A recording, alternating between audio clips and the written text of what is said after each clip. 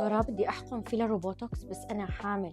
أوه ماي جاد. كثير من المريضات تسألني هالسؤال. أنا الدكتورة ضحى، تابعوني لحتى تستفادوا مني. أثناء فترة الحمل يفضل تأجيل أي إجراء تجميلي بالحقن إن كان فيلر ولا بوتوكس، مو لأنها خطيرة بس ما في دراسات كافية أثبتت أمانها على الجنين. فيا عزيزة الحامل، جمالك استني عليه شوي لبعد الولادة، لأن سلامة الجنين هي من أولوياتنا. ابعثي هذا الفيديو لصديقتك الحامل اللي راح تحقن فيلر وبوتوكس.